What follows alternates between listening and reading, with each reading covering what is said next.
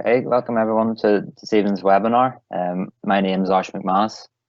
I'm a Key Stage 2 coach with Ulster GAA. I'm going to be taking you through hopefully the next about 45 minutes or so. Okay, so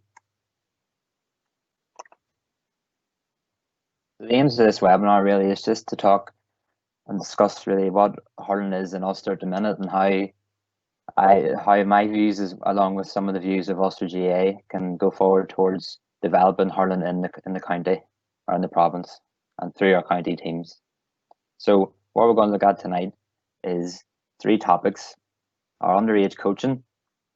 Are we getting the right environment for developing and maintaining our players? An appropriate games program. What is it, and can we get one within Ulster? And then hopefully how we can all link this together to make it work and improve hurling in the province.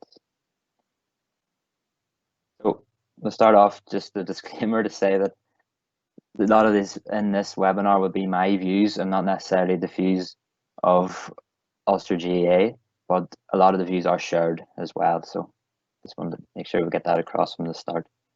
So I have a wee video here. Hopefully it plays. Hopefully you can hear it. If not, there's no real worries. It's just the intro from the RTE show, The Game, and I thought it's just something that would be really useful for this. Sort of builds up for what I think hurling is and just how much I really enjoy it myself. So hopefully we can get this to play.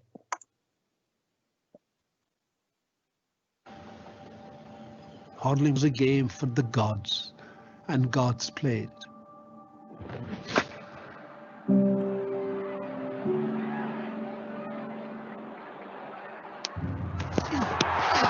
There's so many things go on in the fastest field game in the world. You've guys running around the field chasing a ball the size of your fist, and anything can happen.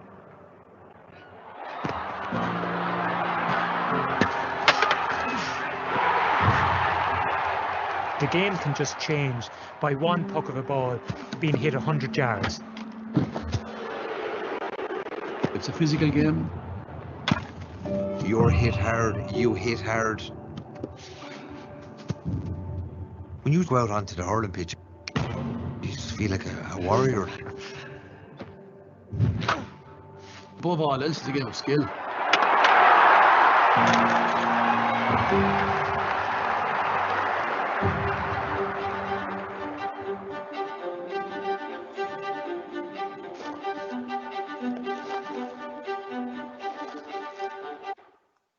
Okay, so that's just a wee brief intro into the game and what it sort of hurling is for everyone, really. Okay, so this is just me. Okay, I'm a hurler for Down. I play senior hurling for Down. That's me on a lovely summer's day there in the rain. I play hurling for my club Leitrim as well, hurling and football. I attended Red High in Downpatrick, and I have a degree from Queen's in psychology and a master's degree from Jordanstown in sports psychology. So my theme is sort of psychology, really, and that's where my sort of strengths come from. So there's a wee bit of focus of that towards the middle of this presentation. So that's just a wee brief introduction to myself. So we'll start off really with underage coaching. Then we need to ask the question: what's the most important between success and development at this age? Do we have the right environment for our underage coaching, and what do we need to develop it, or can we make changes to it and add to it? And then finally, hopefully from this, you can pick up a few ideas you can try and introduce in underage hurling setup in your club. Some you may have already, or others you might see that you might take. And if there is any that you have yourself that you'd be willing to share, please use the chat box and add them in. So we'll start off just looking at this. We'll start from the bottom here. So the idea here is something that came up with was the iceberg effect. So what we want really, the ultimate goal is for children to be playing hurling throughout their lives, and the whole way up from under twos, nearly the whole way up to the senior. Okay, so that's what we want is children playing hurling whole way through their life. But the basis of that, what needs to be done underneath, the hard work underneath, comes from our fun and challenging environment. So the whole environment of the culture of underage teams should be about fun and giving children a challenge so they're engaged and they're enjoying it. Next one, an appropriate games program. So everyone knows the first thing when you go to a match or go to training with children is when we're playing the match, when we playing games, when we play match. So it's important that children do play matches. You don't want to train and train and train and train and nothing happen. So we want to keep them engaged, keep them occupied by playing matches as much as we can. So having an effective program within our county, within our province, will really help encourage them, bring that on, because we learn most of our skills through playing games and matches. And finally, the bottom there, the basis of really everything, is sound fundamental coaching.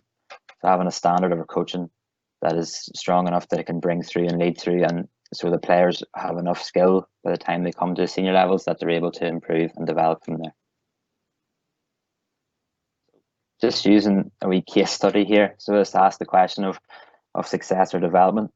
So Ballyhale Shamrocks in Kilkenny, most people I would imagine know the club and know of them and know certain names from them, next to Henry Shefflin, TJ Reid and Colin Fennelly, Michael Fennelly. Okay, as you can see here on the left, this is the amount of underage titles that Ballyhale Shamrocks has won as a club from my research from recently. So from the start of their club in 1972 until recent, this is a number of titles across all grades that they have won as an underage setup.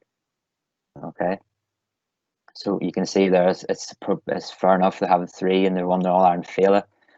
They have the under 16s A and B, and there are plenty of minors as well.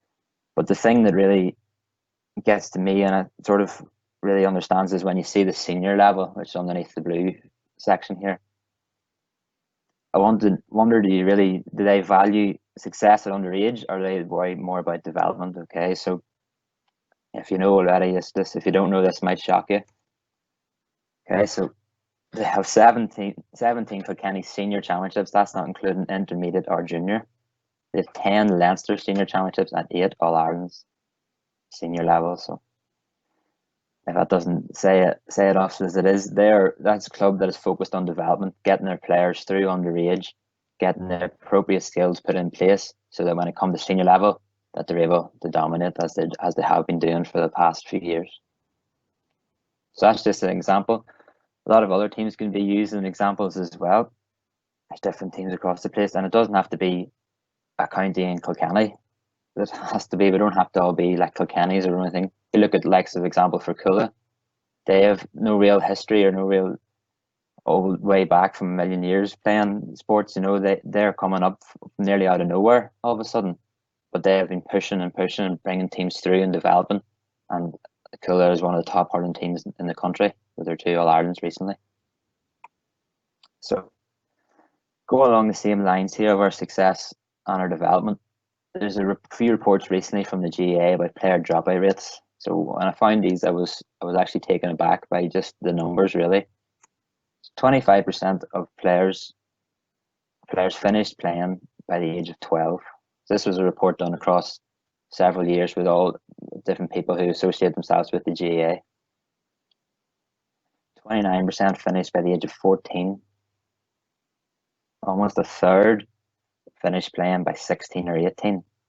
And a camogie and hurling specific one here, 60% finished of 21 to 26-year-old dropped out of hurling and camogie. So those numbers are staggering. Who knows what player dropped out or what level they were playing at, what was the cause? That's a different story. Nobody really knows the causes, but what we should be trying to do is trying to work out a way that we can keep players in as much as we can and keep them with us engaged and bring them through in our clubs. So success really is as important as you make it, in my opinion. If you want to go and win the All Ireland Féile, that's up to you. That's your decision. If you want to win every match at under 10s or win every game at the Blitz, that's perfect. But really, for me, it's sort of you're trying to bring people through and trying to get kids to enjoy themselves as much as possible. Obviously, winning is important. Don't get me wrong. I'm very competitive and I want to win as well. But at that age, you need to try and really focus on trying to bring them through as much as we can. Okay, success is not the be all and end all. So you haven't had if you didn't win anything this year, it's not the end of the world. Okay, it doesn't have to be the end of your year. It is now my opinion personally, is that developing players and keeping them in hurling, playing our sport, playing our game, best game in the world. We want them to keep playing this game And it used to be at the club. You could have a child there, see in this group here of the 5 boys here, say the 5 boys there, not all of them might play hurling in their 20s, in their 30s, but one of them could be your next club treasurer or your next chairman. Okay, so the idea is keep them in the club, keep them there, keep them all around the place, get the best out of everyone in the club. Okay, so if you have any comments on anything so far, feel free to leave a comment or a wee question. Okay, so now we'll look sort of at the getting the right environment. So what do we need for our right environment? So just ask yourself, in using your own club, what was the right environment for an underage hurling club or for underage teams? Should they be run like a senior team, or should they move at their own pace?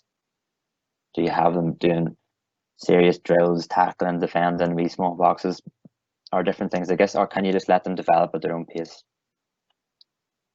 How much equipment is needed? And how many coaches or helpers are required? We've all seen the cases where you go down to a pitch and there's one coach and 30 kids and they're going mad. Or sometimes you go down and there's more coaches than players. And sometimes you maybe go down even and there's no hurling balls, or there's no cones, there's no nothing. So what exactly do you need really, or what's the sort of things that could be used? And then, as we're coming in the psychology here, is there a mental approach we can instill in our coaches and our players that can help us to improve this development, leading to our success further down the line? So it's just a wee list. I comprise myself of what I think is important for a player and what at all levels. Now this isn't necessarily just for underage, but at all levels. So the first one would be correct size of hurl. How many times do you go down and you see kids that are 2 foot tall but they're using a size 34 hurl? Okay, they're never going to develop. They're going to fall out of love for it because they can't do the skills if they don't have the correct size of the hurl. Okay. Another thing, I'd be really fussy, especially just in and around my coaching in the schools, even if it's hurling or football, would be having a ball per child or ball per player at all ages. Okay, if you're able to do the skill, because you do the skill when you have the ball. So if you have the ball as much as possible, you can practice your skill as much as possible. Okay, if you're in a style, you're in a line, waiting for 3 or 4 players to go in front of you to do a pick, at that stage you could have had 4 or 5 picks done already. Okay, so there's different types of things that, as much as possible, having a ball per child or as little numbers as possible in our groups. Obviously, you have your helmet for everyone. So that's a necessity. Next two are sort of our different. This comes into our facilities. Okay, so for me personally, having a wall or catching it behind a set of goals is vital for hurling and camogie. Even Gilly football too, as well, to some extent, but especially for hurling. Having the wall ball, hitting the ball against the wall is the best drill anyone can do as a child or as an adult. Okay, the same can be done with a catch net. Okay, you can have the net behind the goals and you can be striking up against as much as you can, striking both sides, doing different things, different movements, hitting frees, sidelines, whatever it is, can all be hit in the net. The ball doesn't go anywhere, you're not going too far, but you can still get your striking in. Okay, there was one, Eamon O'Shea, the former Tipperary manager, his present coach. He did a workshop a few years ago up in the Red High in Patrick, and he took all the players that were with him, and they went down to the catch net, and he just told them, right, hit the ball against it, and they stood there for 10-15 minutes hitting the ball against it, listening to the sound it made. He spoke into the sound and what way it sounds when you hit the ball. You strike the ball. If you're a hurling person, you know you strike the ball, there is a certain noise that makes a perfect sound when you hit the ball.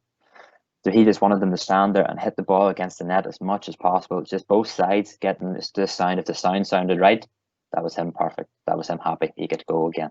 Okay, so he was saying that Tipperary used a similar drill for their senior county team. Okay, so if it's good enough for Tipperary, I think it's good enough for everyone. Okay.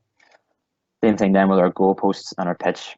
That's where we do the damage in there. Okay, so if we have our goalposts and our pitch, even a piece of grass where we can train, then we're well there. So we can go down by ourselves and hit shots, hit points. Our pitch, we can just hit the ball up and down it as much as possible. Okay, so this is This is a wee leaflet released by the National GAA for in and around hurling, okay, and it's to do with the size of your hurley, okay. So this is just a few wee guidelines. I'll let you read through it as you are. I'll not go through it all, but it's a brilliant wee leaflet. There's some available online that can be sent out, but it just sort of breaks down exactly really what way the perfect length of the hurl is, and how really what the differences are having too long and too heavy. So it gives you a real understanding of what exactly is needed. So to me personally, the size of the hurl is vital.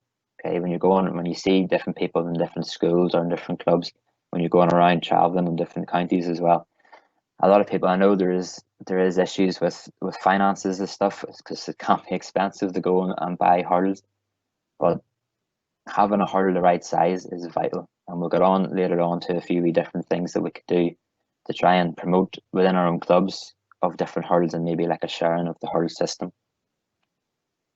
Okay, so that for the coach themselves. All right, we listed different things that could be done within our clubs. Okay, so all coaches need to have a basic understanding or basic level of qualification in coaching. Okay, even a foundation of the new introduction to Gaelic games, which will be award, which will be brought out this next year, hopefully all being well with COVID and stuff like that.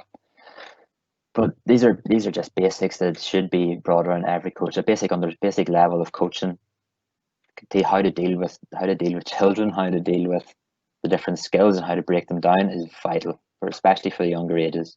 Ideally, for your younger ages, you'd be looking a coach with a level 1 or a level 2, just to have that better understanding of exactly how they could do it and how they can tweak different things to make it happen. So for me personally, I think experience working with the age group that you're coaching is important. If you've been for years taking a senior team, to go back to under 16 could be difficult, could take a while, whereas if you've been working with younger ages, it might be easier transition. Of course, it is not to be said that it can be done.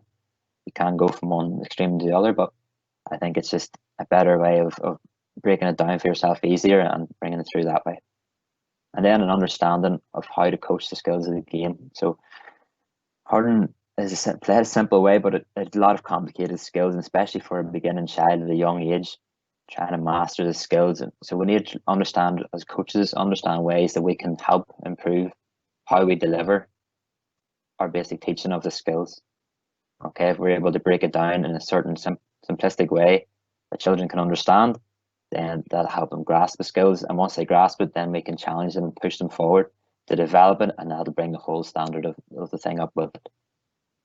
And then finally, there are a resource of games to play at all ages for all skills. Okay, so see, when you're in schools, you sort of understand and you see that the kids don't have a very long attention span, especially underage. So you need to keep changing, change your game. But if you want to keep the same theme, you need to have a game that works both ways. Okay, so it's trying to get a balance there of getting enough games and different playing their games so they're enjoying themselves, but they're still being challenged with the skills they're doing. And this can be done at senior level as well. There'll be different skill levels at senior level, so you'll be trying to balance how can you work different games, different drills to work on the skill that you're trying to work on at senior level. Okay, so there's a million resources out there. There's loads of different books of different games and different skills and breakdowns that are all available online. They can be found very easily, and they're brilliant. We have some here, and they're brilliant use for all age groups. And you can be, if you're tuned into them, you can see things and you can adapt things and you can change them around for all different elements. So into a bit of psychology here. So we'll look at sort of getting the right mindset for underage teams, so our growth mindset. So the first thing you want to be is coachable. So this can be open to players and coaches. Okay, so players open to constructive criticism and can take advice and work on it with a team or an individual. Okay, so what you're trying to do from there is be open to, if you're a player, be open to someone saying, oh, you didn't do that wrong, try and do this. Okay, so as well as a coach, if there's some people that might be better at seeing things than you, be open and accept that and see that how they can be brought on. A lot of times we can be sort of in on ourselves and say, oh, well, what do they know? They're from such and such a place. They don't know anything about this, and we know more about this than they do. But we need to be open and see different things from different viewpoints and take it on board. And if it works, that's perfect. You take it in. And if it doesn't work, that's fine. You can get rid of it. But just being open more around being coachable and accepting different criticisms and advice. Next one is embracing challenges. This is especially for our players. We want to embrace the challenge. So it gives us an opportunity to develop and grow and learn how to do it. Okay, so we want to try and work on that. So if we give a challenge to a child, sometimes they might just throw the head up and storm off and like, I can't do this, and then they're away.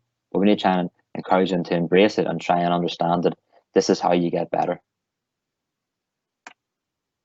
And learn from failure. Okay, so for a child, failure is it's the end of the world, really. But we need to try and understand that it's not the bad thing. Failure is important for us to learn. That's how we get better. We understand we need to understand why we didn't win, or why we didn't fail, and then come back to it the next time. Okay, so it's trying to understand. This is the same for a coach as well. If you're doing a drill or setting up a session, and the group you're working with didn't enjoy it, either underage or adults, why did it not work? What was it? If it was a failure, why was it a failure? What can we do to make it better? Okay, so it's never the end of the world. You can always need to try it and adapt it and bring it back around again. And finally, effort's greater than talent. Okay, so we want to try and instill this in the player's mind. This is a major one for me personally. Try and instill it into a player. Because if you're coming in, especially underage level, you're coming in with a group, there's always one child that is brilliant and can do everything and can pick the ball up and strike both sides or whatever it is. And then there's some that go holding her the wrong way around. All right, so you have to sort of understand that you need to try and praise the effort more than talent. If you reward effort, children will see that, oh, they're getting rewarded for doing that, just trying their best. So then I'm going to try harder and I'm going to be rewarded. And then eventually that'll lead them to developing the skill by constantly trying to put in that effort will lead to it. But again, you can't neglect talent. You need to appreciate the talent when it's there. Okay, but just give more emphasis to reward more for our players showing effort. Okay, so for the right environment, basic wee checklist here of all the things. So the basic essentials all players and coaches having what they need. Well-trained coaches having a good understanding of that basic level of foundation, at least from all age groups, so we understand what we're doing. Growth mindset, so we're open to development and encouraging development as much as possible, which will lead to a successful culture. And finally, everyone working together. I didn't really mention this one as much, but everyone at all ages wants to play matches or games, so having this important aspect is vital. So the training playing ratio, especially underage, more important underage than it is really senior. At senior level, you need training, you need to get things done tactics wise, whatever it is. But at underage, as many matches as possible. Blitz every weekend if you can. Matches and training, everything you can. Get everyone playing, everyone working together, training and playing as much as possible. Okay, so if you have any questions on the underage, any comments on the underage coaching, that was sort of just a brief overview of different ideas that we could bring into our underage coaching to try and develop and bring it forward. Okay, so we're going to go on now to an appropriate games program. So, like many of us, I'm a hurler as well, so I just want to play matches, especially with COVID recently and not being able to play anything. You just want to play matches. You never mind the training, you just want to play the matches. But in some counties, we can't play matches. We don't have enough teams to play against. Like so Fermanagh, for example, with Lisbon, there's only one adult team in the county. Who are they going to play against in their county? But do they have to travel 100 miles over to us in Leitrim to play a match? Why can't they do something different closer to home? Okay, so every county that can is hosting competitions at all ages. Okay, as much as possible. Knowing down we have different leagues or whatever it is for seniors, minors, and 17s, 14s, whatever it is. Okay, so same with Antrim and Derry and the likes of this Armagh, but there's counties that can't. Some counties can't host competitions at each age, so we need to try and work out a way that we can adapt and help them out. Okay, so we need to try and work a way that we can get competitions that cover everyone. Okay, so within Ulster itself, in Ulster GAA, there's a few things hosted for our clubs. Okay, so there's indoor hurling blitzes, which are done regionally and as a province sometimes. Okay, and then we have obviously our Féiles, Féile na Gael, which is a spell mistake now I see it, and Féile Ulster Féile. Okay, and then we have a new thing now, our 10 Og leagues. Okay, they're going from across into sort of regions, cross county competitions. Okay, they're going on under 13, under 15, and they'll be bringing in the Og sport at under 17 very soon. And then the new development coming soon now of our Cuchulainn Adult League. Okay, so it's similar to the previous Ulster League that was before. Okay, so these are just different things that are in place at the minute for going across, but there's potential maybe for more if we can fit them in, or where we can't fit them in is the next thing. Okay, with our county and our schools, county we have our Celtic Challenges and our academy squads. Okay, then within our schools, we have primary school blitzes as much as we can get them. They're hard to come by sometimes. In our secondary schools with Ulster colleges, we have our different age groups. Each year group has different competition, A, B, sometimes C. So we have different competitions throughout the schools for most age groups coming through. And then in our higher education, we have our leagues and championships, which are done regionally and then on a national basis as well. Okay, so there is plenty for people, for hurlers in Ulster to be playing. Okay, but there is potential possibly for more as well if we can get them fitted in and we can find a way to do it. Okay, so these are a few of my ideas really of different things that we could be doing to get more people hurling or to keep hurling as we are. Okay, so first one, cross-county competition. Okay, a lot of counties maybe don't have the numbers. We'll go into it later on, explain just a breakdown of the different counties, but similar to the way the Antrim Senior League is run, where they have some teams from Derry and some teams from Down going into and playing in them. This is a brilliant thing because you're getting playing at a really, really high level as there is in Antrim. You're playing at a high level against clubs and you're matching yourself and competing each weekend, which is vital for development. So we could get more of these, maybe towards maybe an Armagh and Down one, or with bringing in Tyrone as well there. Something like this could be done as well.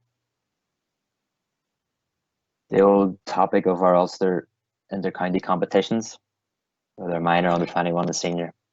But the issues now is that can we fit it in, or where can we fit it in into the calendar of games, with our league being brought back, the county leagues being brought, the national league is starting now in January, it's moved forward, there's a bit of time, but then there's the club month, then there's the Christie Ring, and then there's different things, and different teams are playing at different times of year. So it's going to be hard to bring it back in. But in my personal opinion, I would love to play Ulster Championship for Down, the senior level. I think it would be brilliant for me personally. I was only coming on to the panel at the right start, wasn't really playing at all by the time we got to one Ulster final. But for me personally, I'd love to play in an Ulster Championship game. But it's just, can it be done? And that is the issue that is being faced at the minute, and can it really work just at this present moment in time? It's all the different fixture issues, but that in itself is a different webinar. Recreational hurling for all ages. A lot of you might know the social hurling that's going on at the minute, around the place. There's one in Antrim with the half-paced hurling, there's one in Derry, and there's one now in Newry, and maybe other in Lurgan as well. I think there's one as well, but there's different ones across the place. And these are sort of based at people that are finished hurling or are older and hurling, or only maybe introduced to hurling, but it's more adult ages. I don't see why this can't be done for younger people. How many people go and play five-a-side soccer in a leisure centre? Why couldn't you go and play five-a-side hurling in a leisure centre? Or why couldn't you go and book a pitch, the 3G pitch, and play hurling in it instead of playing soccer in it? So that's something I think could be done and could be encouraged as much as possible, because there is obviously your insurance and this and that, but you go and you play, like Roy McIlroy, for example. He played five-a-side and twisted his ankle and couldn't compete in the golf competition. That was the risk he took. He knew he was playing it. Why couldn't Why couldn't this be done for hurling as well? For even young kids coming up through, you could get a league set up maybe in areas that isn't there's maybe as much hurling clubs. So I know, for example, the likes of Down, maybe there's the Ards, and then there's South Down, there's ourselves, Leitrim, and there's Newry and Clonduff and things like this, but for more points. But there's maybe wee areas there that could have wee social hurlings. The likes of maybe in Downpatrick, you could have people who are maybe want to hurl, but it's far away, it's a bit of a travel.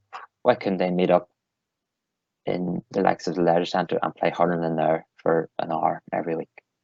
Okay, it would get people going and it would start them off, and it's something maybe worth having a conversation over. Introducing the game to different people. More people working on the ground and hurling and gathering feedbacks from clubs. Okay, so in Ulster at the minute, there are 6 regional hurling development officers. So, and 1 the hurling development manager. Okay, so there's 7 people working on hurling for a whole province, which has 9 counties. So the maths doesn't really work at the minute. Okay, so we need people working as much as possible and engaging in hurling and trying to push hurling as much as we can.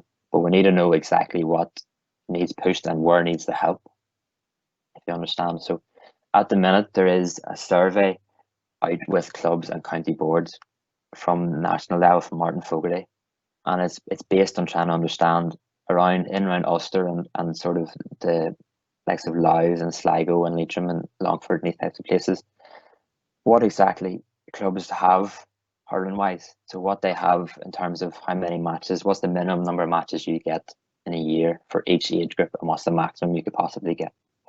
I'm trying to work out ways that how we can make more people have more games and get more playing and get more training and get more hurling done in general. Okay, so these surveys are out with your clubs at the minute. So if you're in the club, try and fill them out as much as possible and try and bring in, see what you can do and give feedback, because that helps Ulster GAA and the national level GAA to work and understand what exactly is needed in hurling. So if you're involved with that, it'd be great if you could get the feedback in as much as possible for that. And then finally, more positive media coverage for all levels of the game. So there has, in fairness now, there has been a great increase in covering hurling in different news outlets, such as newspapers and on Twitter and different things like this. But sometimes it's very negative what isn't being done and what needs to be done. But what about what is happening and what teams are doing and how well things are going? There's clubs opening up again. There's teams that haven't played in ages but are getting people back out again. These stories need to be brought in, and people need to understand that hurling isn't a bad thing. It's good to be playing hurling, and it should be encouraged and positive. So these stories are coming and it's getting out and getting around, but it's not all based at senior level, senior inter-county level. It's not always constantly Antrim and Down and Derry playing in the Christie Ring and Joe McDonough. There's other people playing too. And if we can get the feedback in those counties, the likes of the Monaghan's, the Cavans and the Fermanagh, if we can get a bit of coverage for them and showcase what they can do. There's some great hurlers in all those counties. If they can be showcased, it can inspire the next generation of children in those counties that can be brought forward and brought through again. So different things like this can be tried, and possible ideas that we can sort of bring and lead forward and to progress into our hurling as well. Okay, so just a wee update really on what hurling is like in Ulster at the minute. So this sort of shocked me really. From 2009, there was 73 hurling units, which is a hurling unit is sort of a club that is either just a juvenile club, just an adult club, or a combination of both. So any sort of club that plays hurling. Okay, so there was 73 in 2009. There's now 110. Okay, so there's the breakdown here. All right, so obviously you have Antrim with the large number of 33. Okay, but when you look at the likes of, look down the board, excuse me, you look down the board and you see one that really stands out to me is Fermanagh. If you ask anyone how many hurling clubs is in Fermanagh, there's one. there's Lisbela, but there's actually 8. Okay, there's the juvenile clubs there. Same in Tyrone, there's 6 juvenile clubs. Okay, so these are types of things that you need to look at and see that there is potential here. Something is happening. It's maybe not going to happen next year or the year after, but it's 5-10 years down the line. If we can keep pushing and keep as much possible the great work that the hurling development officers are doing, especially in the likes of Fermanagh and Tyrone in these types of areas that maybe aren't so-called hurling strongholds, but you can see that the clubs are coming back, and all of a sudden people want to play hurling. It's now cool to play hurling. Okay, we're given an idea of that hurling is what you want to play. If we can keep these 7 clubs in Fermanagh, for example, coming through, all of a sudden Fermanagh has 8 senior teams, and then you can get your games played there, you can get championships played. All of a sudden the whole momentum changes.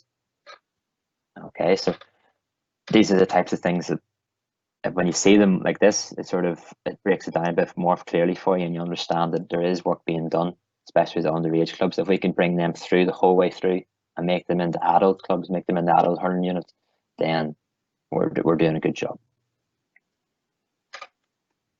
So this is sort of the breakdown of it, really. It's quite a lot to take in looking at it, but the black dots are all the hurling clubs that have underage and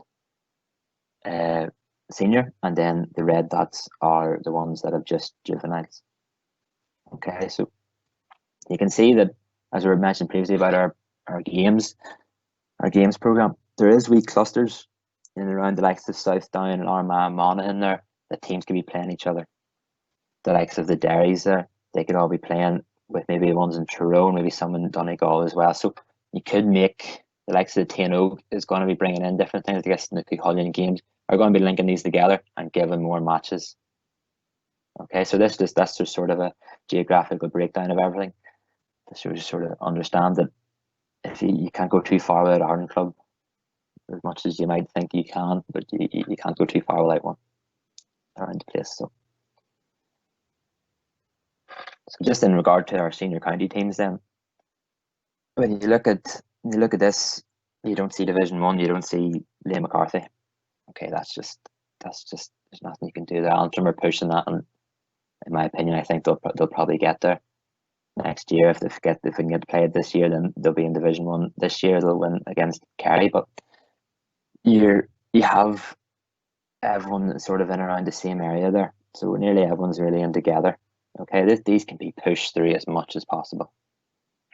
All right, you can start to lift the teams that are pushing on the bridges of 3A, the likes of the Armaghs, the Monaghan's, Tyrone. They could push into 2B, and all of a sudden then everyone's pushing forward again. Okay, hopefully we can beat Derry and get up into 2A ourselves. But that's a different story. That'll be another debate. But so there's potential teams are. There's 3 teams there, 3 down teams, or sorry, 3 Ulster teams in finals that will be played, and Armagh and Donegal played in the final. So it shows that at the level we're at, we're competing, and we're an Ulster, and we're Ulster teams, and we're winning, and we're pushing through and pushing forward. Okay, and you get into the likes of the Joe McDonagh finals, the Nicky Rackett finals, the Piss Ring finals, the Lymar finals. Okay, so we're at our level and we're competing, but we're getting to the finals. We're at the top of that level, and we can potentially then push on to the next level. So there is development. If we can bring everyone through and keep pushing at it, then we can get well there.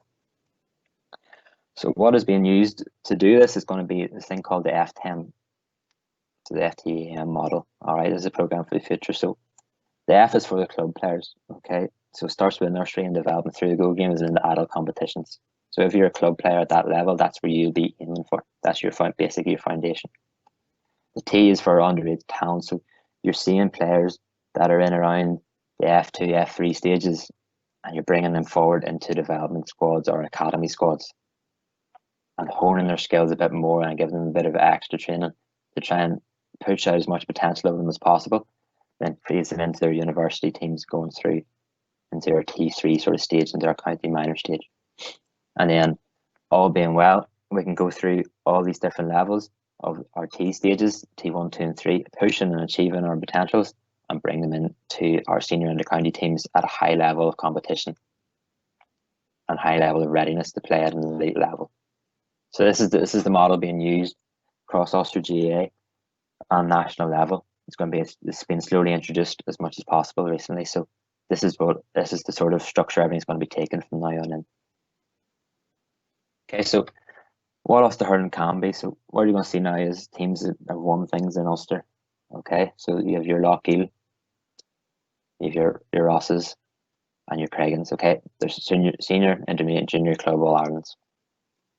You have Fermanagh, Armagh, Derry, and Down. That's a bit down the middle, of course. But they're all winning. These are all teams that are winning at national level. Okay, all getting their days out in Croke Park and winning games. So Ulster hurling can win and can be something that can be positive, but it's just pushing it and just getting the development right. It's maybe dipped off the last few years. Maybe not so much has been won, but it can be pushed forward. It can be developed. There's proof that things can be won. We're not just here playing hurling differently than everyone else. We're playing the same game as everyone else in the south, and we can compete. But it's just bringing us through the whole way and keeping people engaged and encouraging and pushing as much as possible. Okay, so just to wrap it all up, this is a possible roadmap to the future. So start off with getting our right environment, putting the foundations for players in. If we can get our players right and develop across, then that's the first step. Our underage coaching, having qualified skilled coaches taking our teams and bringing them through correctly through the years and developing year on year, going up through the FTM model. Our games program, having players playing enough games and having all players play the games. So you don't just have your same 15 play every match. Everyone plays games and plays enough games. So there's enough games that everyone can play, and you're playing at appropriate levels. You're not going out and beating teams by 20, 30 points or getting beat by teams at 20, 30 points. You're playing competitive, close, challenging games. And then eventually we want to bring our players through, bring them through our different academy squads to maximise their potential. And finally, that could hopefully, all being well, lead to success at county level. So bringing it forward, bringing everything, all that's been done before, leading on to success at county level, all based off from our clubs and what our clubs can do. Okay, so thank you for listening through. If you have any questions or any comments that you want to make, please feel free to use the chat box, and whatever, I'd hopefully be able to answer some or react to some of your comments. So thank you. Oisin, that was excellent, and thank you for a very informative and well delivered presentation. There's a couple of questions have come through here, Oisin. In our club training, we are time restricted to a couple of collective sessions per week with both adult and juvenile teams. Therefore, in terms of developing our players, do you feel there should be more individual player development coaching or one-to-one coaching within our training? If so, how can we try to implement this? So if you need me to repeat that, there's maybe two questions within that. No, just picking up on the individual player development. I think it goes along the lines of what we're talking about there with the player essentials part. If you can get a player and give them an idea as a coach, give them an idea of what they can do by themselves at the ball wall or at the gable end of the house, I think you're given, because there is the whole thing of you only have your heart in your hand when you're training, but you should have a heart in your hand every day, and you're hurling every day. And if you can try and instill that sort of mindset into especially younger ones, instill that sort of mindset in of, I'm going to go out and hit the ball against the wall here for 20 minutes, both sides, striking on my left and my right. You're maybe going to instill and maybe bring that forward, that maybe you're getting something out of the session that isn't being done, that you can't get time to do in the pitch if there's a lot of stuff on, but you can get them to encourage them to do it and give them ideas. There's lots of videos online of different people putting up different challenges, for example, like so TJ Reid and Pat Horgan and those type of people, and putting up different challenges for people to do. These are different things. You have your heart in your hand when you're doing them, so I can't see why they can't be used as maybe a way of doing that one-to-one coaching and bringing that forward that way. It's maybe a bit more virtual, but you're still giving people the understanding of, I can go out here and hit the ball and I'm getting the shots up and getting the reps up. The same as the basketball. They say you have to go out and shoot, do so many shots, get your reps up. That's the same thing can be applied to the hurling as well. you can bring that through that way, I think, personally.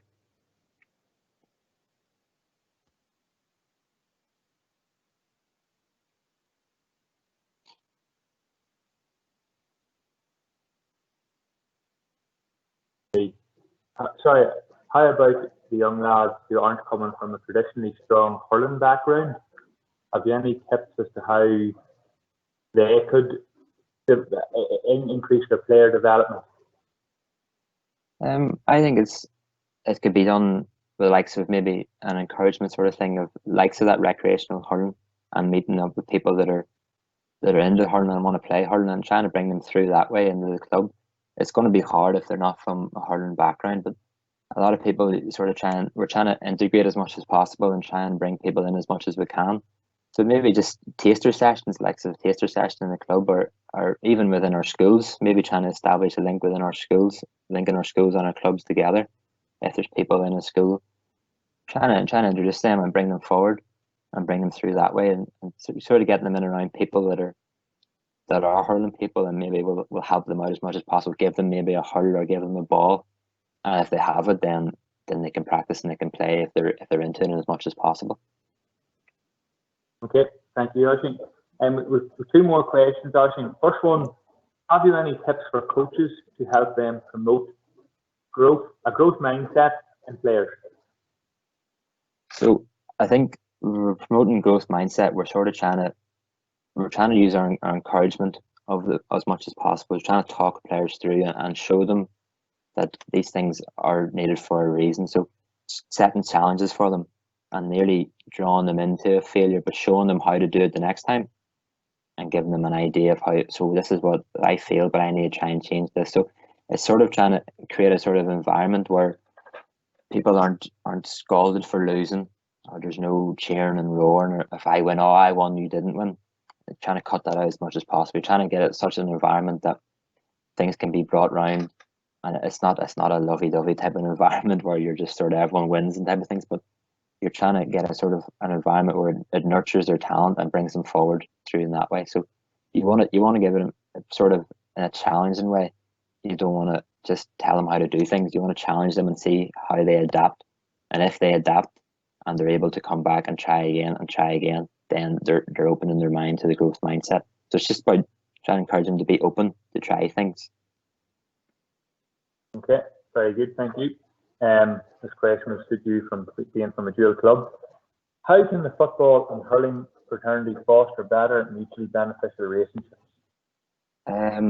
Talking, working together as much as possible. It can be hard if, for example, with ourselves, if in a good year when there's no COVID or anything like that, we would have a football match on a Friday and a hurling match on a Monday. So where do you train?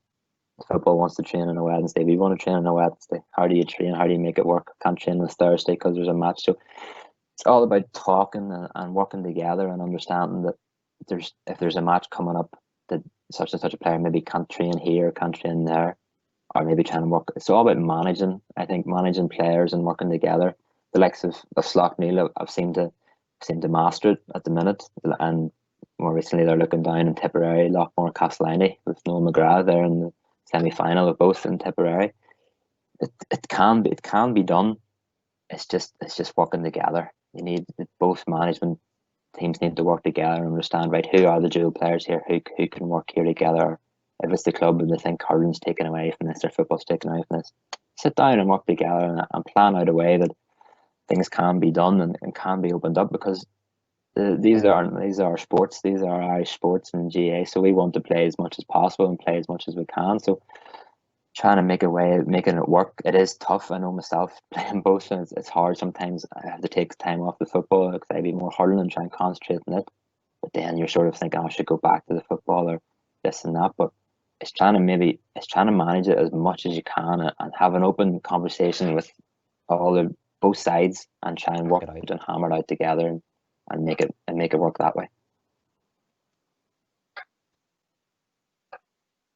Thank you, Oisin, again. Very informative answer. Oisin, there's no more questions that have come through. So listen, thank you very much. It was an excellent presentation, and I'm sure that the attendees have picked some things up that they can take back to their own club or their own club coaches and implement. It's clear from your presentation that you're deeply passionate about hurling, and it's great that you're at the grassroots or the foundation level in Ulster GAA, and you're going to try and push the whole thing on. This presentation will be emailed out, and the recording will be emailed out to all attendees in the coming days. Thank you. Thank you.